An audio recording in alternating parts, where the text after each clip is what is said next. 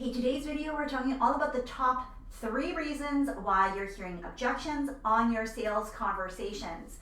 Now, I know how frustrating it is when you are speaking to dream clients that you are hoping will work with you, and then you hear a dreaded objection, whether that's I can't afford it, I need time to think about it, I have to go and talk to my husband or my business partner or my best friend, I have to go and pray. Whatever it is that is stalling the inevitable yes from being in your hands and for you to sign up that next dream client, this is the most frustrating thing to happen, especially when you thought everything else was going so perfectly well. Now, why in the heck does this happen?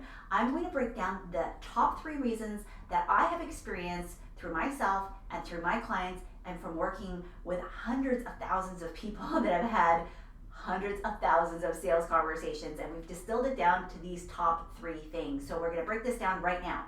Number 1, talking to unqualified leads. Now, I know that most of the time you're going to do your due diligence in being able to make sure that you filter your leads so that you're only getting on the phone with the most qualified. But I'm going to tell you that oftentimes when I do an audit with clients and I identify where they may have found a red flag earlier on in their sales process, it's because they haven't tightened up their qualification process in the first place. So what do I mean by this? Well, if you have a way to pre-screen, to pre-assess, to filter those potential clients before they get onto your calendar and on the phone with you, it's going to make it a lot easier for you to understand their motivation for why they've booked the call, their reason for why they're looking for your help, and ultimately what the problem is that you're here to solve. And when you're able to understand the urgency, the timelines, their budget constraints or not, and the other people that might be influencing their buying decision, it makes it a lot easier for you to avoid some of those dreaded sales objections that you may be struggling with right now. Number 2 is asking the wrong questions. Now, in the process that I lead my clients through inside of Sell with More Ease, there's a step-by-step methodology that will basically eliminate 99% of the objections that you may be coming across. Typically, this happens in asking the right questions and in the right order. Now, when you do this, it allows people to pre-identify so that you can alleviate those objections right off the bat and be able to circle back and remind them of the answers that they already gave you. So essentially, you catch them in their own little white lies. Now, this is not done in a harassing or a bullying sort of way. This is done in a gentle, loving, really kind sort of open-ended discussion.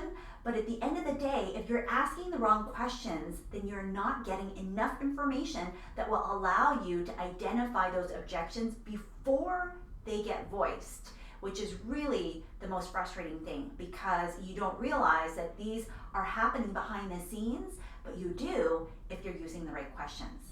Now, number 3, the third reason why this is happening is that you are not identifying the correct needs. Now, I just talked to somebody in a separate community this morning, and she was asking, I couldn't close these sales. I was getting these dreaded objections. What am I doing wrong? And I said to her, well, first, if you already opened up the questions and you opened up the conversation appropriately, then it comes down to the quality of the questions and identifying the correct needs. Oftentimes, what I find from my clients is that you identify what I call a surface level need. It's up here, and once we know that, hey, I can solve that problem, we start moving forward with presenting the solution. And while that may be good, it's actually not the best way, and it allows room for error in that these objections will come up. Now, when you're able to dig in a little bit deeper, and I will have a video coming up here shortly where I'm going to talk about specific sales techniques, what I want you to understand is that if you don't identify the deeper need, the underlying root cause of what is driving the need to solve that problem, you will never hear yes consistently. And even if you do get yeses, you will still get refunds. You will get clients who are not doing the work that's required. You will get mediocre results and you will get frustrated. So you may still get yeses, but it will come at a big cost to you as a business owner, which is equally, if not more, frustrating. So I want you to really take the time to make sure that you're digging in deep in the conversation, that you have not allowed yourself to get distracted simply because you've heard enough that, hey, you have the problem that I solve, and here is how I solve it with my wonderful program or service. In order for you to ideally identify the true root cause, you need to go deeper and deeper and deeper and deeper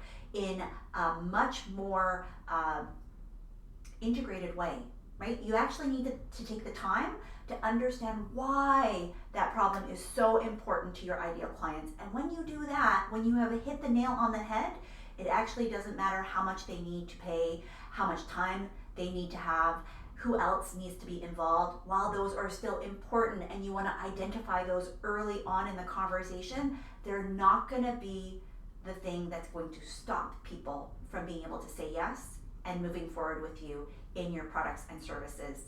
So I hope this was super helpful for you to identify the 3 biggest reasons why you're hearing objections on your sales conversations and what you can do in order to combat that so that you can consistently see and hear more dream clients saying yes to your products and services. Go ahead and hit that subscribe and like and comment below and let me know which one of these was the most helpful for you. I'd love to hear from you. And if you have a reason that you have noticed that has been why you're hearing objections, go ahead and share those with us below too. Thanks so much, and we'll talk to you again on the next video.